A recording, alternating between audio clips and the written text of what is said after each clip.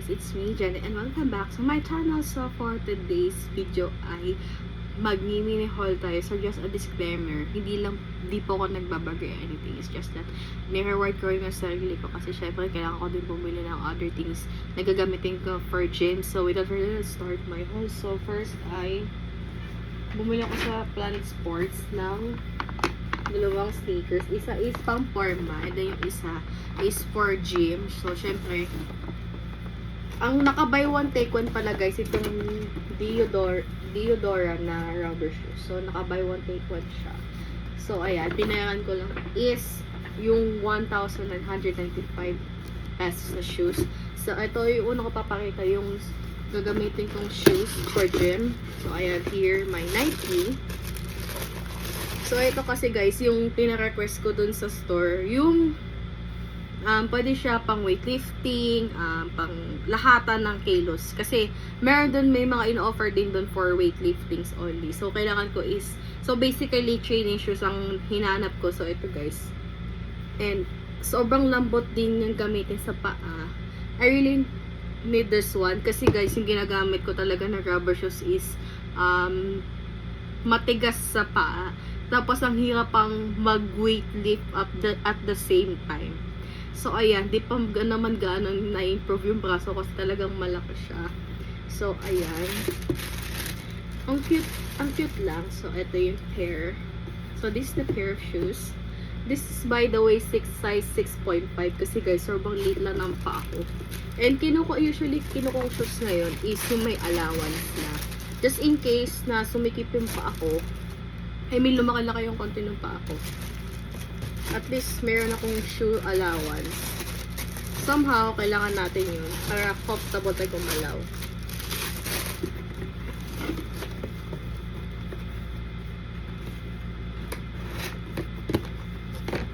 Then, next ito,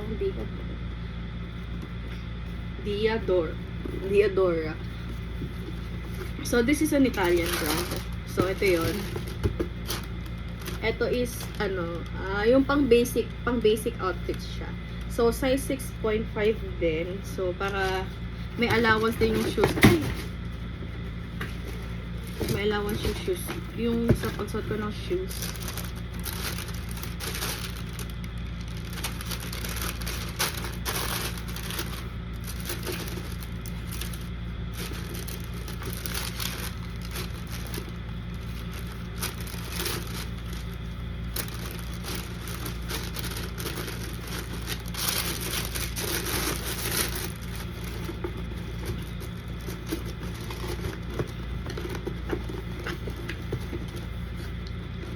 What?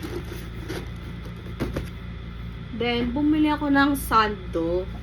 So, ay bumili ako sa New Balance ng sando for gym. Ayan. So, kailangan ko pala rin maglagay ng extra sando dito sa loob kasi yun siya guys, so sa gilid. Tapos, tanggalin ko na yung tag price.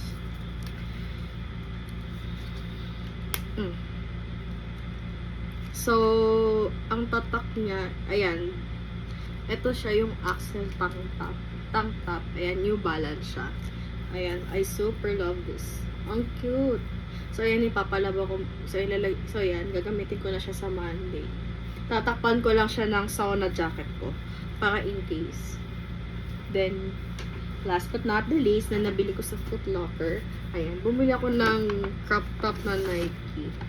Ayan, sobrang ganda niya, guys. So, pwede ko siya partera sa beige shoes ko.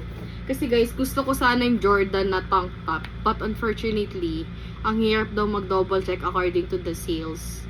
Sa yung nag-a-assist sa akin kanina. Hirap daw makapag-double check kung may mag-size. So, gawl-gawl na kami. Kaya ito na lang. Bumili na lang ako nitong crop top. O, diba? Ang cute ng, ang cute. Kasi sobrang comfortable. Yung ganda pa ng tela at the same time. So, pagkakita yung pag-price din.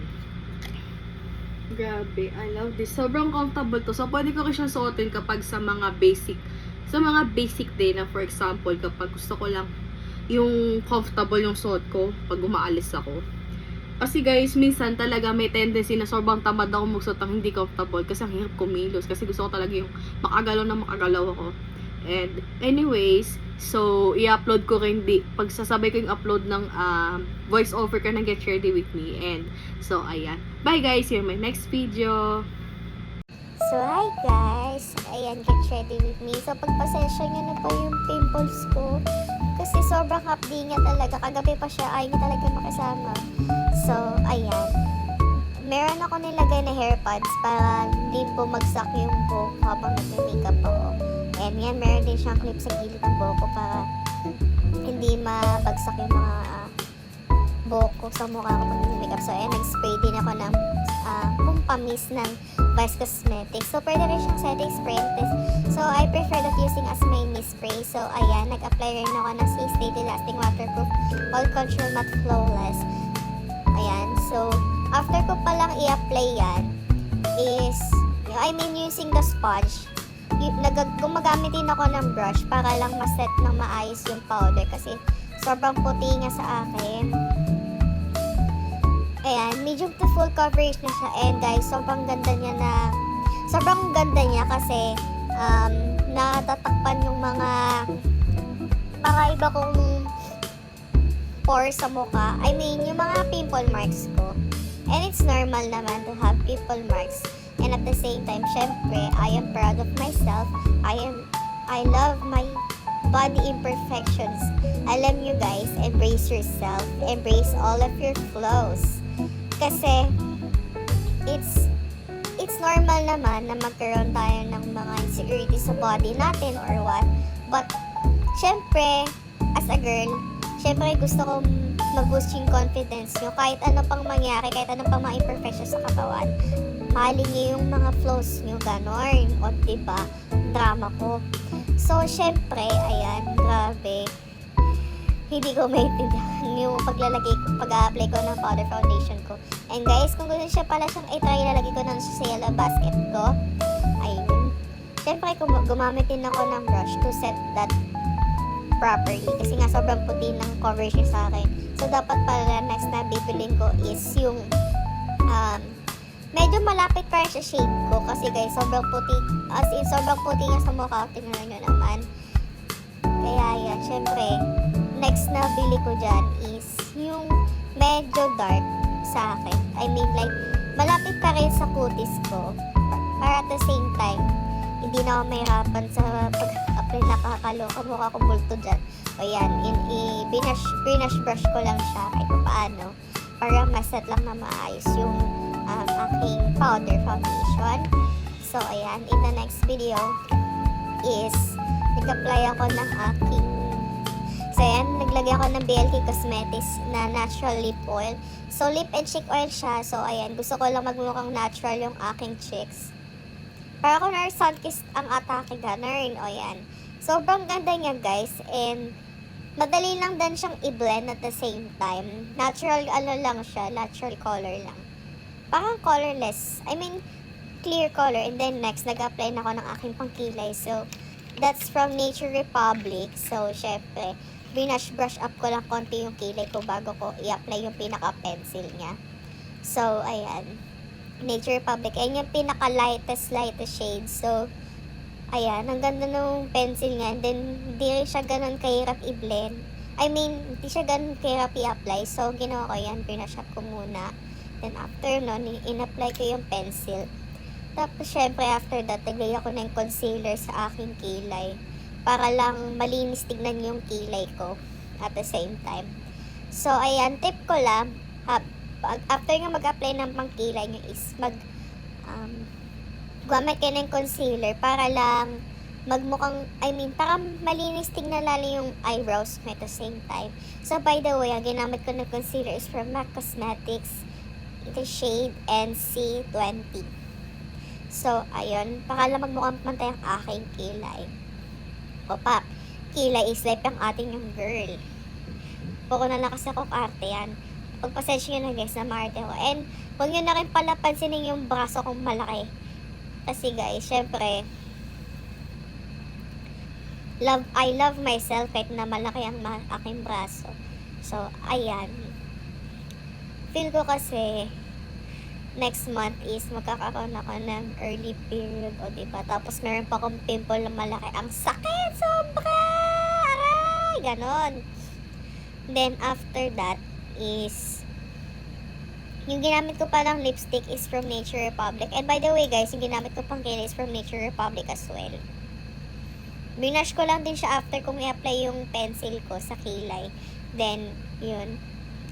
Dinouble check ko muna kung meron ba ako na fill in or may kulang ba sa gaps ng brows ko.